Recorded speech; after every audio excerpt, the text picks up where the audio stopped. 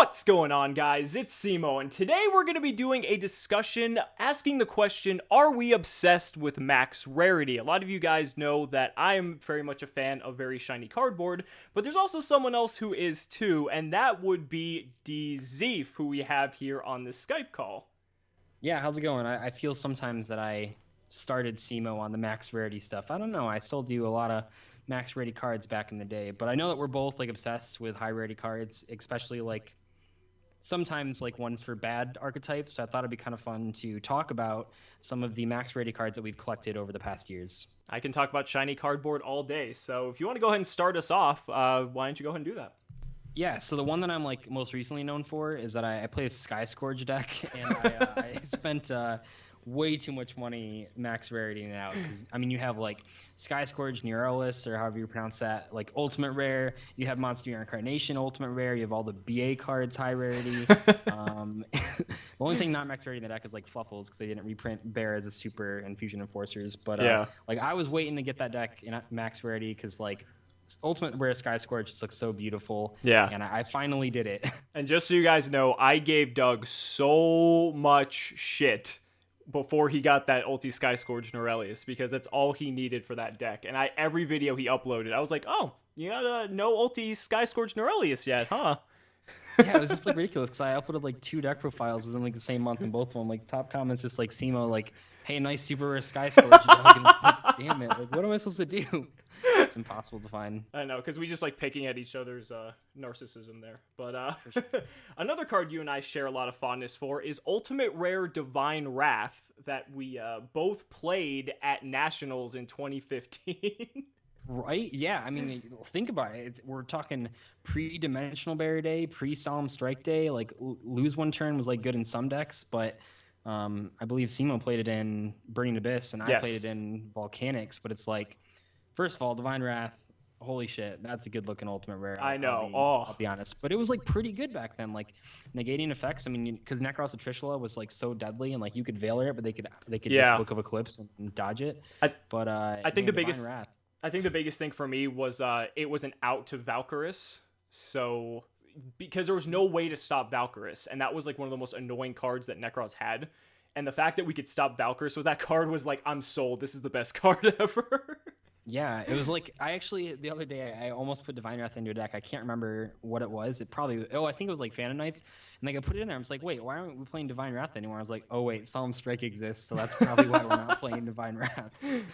So as a perfect transition, at that same Nationals, I actually managed to pick up a couple copies of Ultimate Rare Bubbleman. And this is before all the hero stuff was really a thing. So I got them for like really cheap. And I still have them to this day. And Ulti Bubbleman is one of like the most beautiful looking ultis out of Cybernetic Revolution. Sure, I'll go along with the hero theme here. I played Destiny Heroes at an ARG regional type thing. And before I went there, so I was playing, this was when Lord Darkness went to 2. So it was basically just your average hero deck, but it was playing Malicious and Destiny Draw and stuff, because I really like Destiny Hero Diamond Dude. Because like, I mean, Destiny Draw, Allure, DDT, yep, all that stuff. Yeah, that was one of my favorite decks back in the day. Oh yeah. But so before the event, I was like, man, this deck's like so good, because in my head, like I had tested it, and I would like, you would just always end with Dark Claw, Omega, Rafflesia. It was super consistent. So I just bought 3 Ulti Diamond Dude, and by the time the event was over and I was like X4, I was like, okay, this deck's actually really bad. But the Diamond Dude still came in the mail because I couldn't return them at that point. So I tried just putting them in like every deck I possibly could just to get use out of them, because it's such a cool looking card. Like, it's so shiny. Those old Ultimate Rares are just so awesome looking. I know. I love those old school ultis. Speaking of old school ultis, I have a good story where in Shaddoll format, so this is right when like Shaddolls were still at their prime. I think Super Poly was maybe at 3 still, but might have just gotten limited. I don't remember which. But my friends and I, our secret tech for Shaddolls was playing Lila, Lightsworn Sorceress, in the side deck. And so I got, solely because of that, I bought myself Ulti Lila. Oh my god. And Lila is just an amazing looking ulti. And now that Lightsworn's actually a deck, I mean, it actually kind of paid off in the end, so no complaints there. Yeah, I wish for the 2014 Nats, I was an idiot and took Light Sworns back when that was like really hyped, but everyone like it was really bad. But I bought the first day, like on Friday, I got rid of so much stuff just to buy like ulti Judgment Dragons and secret rare charges and all that shit. And then I scrubbed out by round 6 and I was like, holy shit. Like I traded like Exitons when they were like 80s, like everything was gone. Oh my god. And I sold that stuff for like less than half the value. I was so salty about that, but I mean it looked really cool. There's a feature match out there with me if you Google my name, like where I have like a really cool looking field, but I lose chain burn, so like fuck me, I guess. So onto less meta relevant stuff that I regret buying. When the Silent Swordsman archetype got released, or when they announced the new Silent Swordsman guy in like the Millennium Pack or whatever, I actually balled out and bought Ulti first, Silent Swordsman level 3, 5, and DT level 7. Oh my god. Oh no. But did you even read the new card? I didn't, because this is when it first got announced and we didn't have the effect yet. They just said like, oh, they're making new Silent Swordsman, Silent Magician. And I love the Silent Swordsman archetype just in general. I do not regret it at all because those ultis look fucking sick. Oh my god, I can't believe. Okay, so I'll have to pair that with the so I played Trap Monsters a lot. Maybe some people know that about me, but not like Paleozoics. No, not like the good ones. Like not the good Trap ones. Monsters that would special summon themselves from the back row, and they were really bad and inconsistent. Anyway, I bought so much shit for that because there was a time when there's like a deck profile out there where I have like ulti dualities, ulti first set effect veilers, and then I remember this first Gravekeeper's Commandant, and then ulti first Necrovalleys, or they're not first, sorry. Shoot me. Shoot me. Necrovalleys from Astropack. You pleb. For the finale, because boy, this is a hot tech, by the way. Here, I'll tell you the setup. Setup card number 1, Imperial Custom. Setup card number 2, Statue of the Anguish statue of Anguish or whatever. Yeah. And then you activate Cyber Shadow Gardener, and so you pop a card when it's summoned, right, with the stone statue. And then they can't kill it, and then it goes face down during the end phase, so you can summon it on the next turn.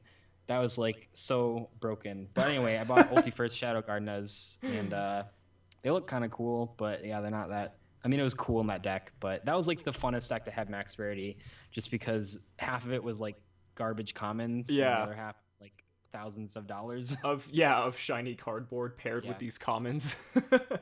When Cosmos got announced... I was totally on the Chimera Tech Fortress Dragon hype train as a way to out them. So I actually bought Ulti first German Cyber Dragons. And because I was wanting to just have Ulti Cyber Dragons, and I found a seller on eBay that was selling a playset for like way below retail of English first ed Cyber Dragons. And I was like, I'm not a fan of foreign personally, so I was a little bit hesitant about it, but I'm like, I'm not going to get a chance like this ever again. So I just bought them, and I never even ended up using them. Oh my god. Okay, I have a worse Cosmo release thing. So the first 2 Cosmo cards to be announced were Cosmotown and Good Witch. Right? That was it. That's all we had. Right, I remember that. So one of these was a good purchase. I bought 6 super terraformings for that's like good. $4 each. The bad purchase was the 6 Serene Psychic Witches. Oh god. That were super rare from I think Astropack. And, it was Astropack 1, I think. 3 of them were French. I have those still. Like I don't even like foreign cards, but I was like, "Oh, this is really good cuz you just like summon Farm Girl." And actually one person topped a regional with Serene Psychic Witch because there just weren't enough monsters back then. Yeah, I thought Serene Psychic Witch actually spiked in price for a very short time. It did. Yep. So did you buy them at the time of the spike or before the spike? Before the spike, but it's still like $20 I can never get back. Oh yeah. I know what you mean because they're just like dead now. I could have sold them, but I remember watching the stream. It was a European YCS, and I don't remember which one it is. It might have been the last prog prior to the one that just happened this year in 2017. And I remember when the guy dropped the Battle Fader on the guy in time. And yeah, you remember that? Yep. So the second I saw that, I went online and bought Ulti First Battle Fader. Oh man, that sounds like a great buy. I actually used them in Monarchs for the pretty much the majority. I always cited that card, and it was actually pretty good. So I don't regret that purchase, actually. That's pretty good. Okay, my last one that I'll talk about is wrap us a up. long time ago, like 2012, probably even before 2012, maybe like 2011, possibly 2010. Sometime in high school, I bought Max Rarity Crystal Beasts, everything first edition. So Sapphire Pegasus, Topaz Tiger, Ancient City Rainbow Ruins. I bought all that stuff for like probably 2 months worth of salary, and I still have those to this day. And I've posted so many Crystal Beasts. I've gotten so much mileage out of those. I've never really taken them to event because like they're Crystal Beasts. Yeah.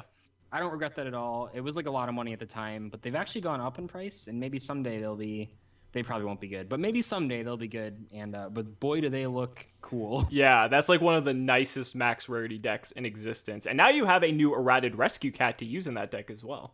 Yeah, someone on a stream pointed out that you can use that to summon Carbuncle, and I was like, whoa, that's amazing. All right, guys, so that's going to wrap up this video. This is just something that Doug and I have a really strong love for, just because we like shiny cardboard. And we look at them as like pieces of art. They're so nice, and it's just something that we both love, and really, really wanted to share that with you. So if you guys enjoyed this video, if you want us to keep reminiscing about other shiny cards that we have as well, because there's pretty much a story tied to every one in some form or another, we'll be happy to do another episode of this for you guys. So be sure to let us know in the comments. Be sure to check out Doug Dzeeff's channel as well. He's got some awesome content, and we're trying to get him up to 10K subs at the very least, but I know he's going to get many more than that. So Doug, anything else you want to say? Nope, thanks for having me. Absolutely. All right, guys, thanks so much again. Be sure to like the video, subscribe to the channel, and we'll see you next time.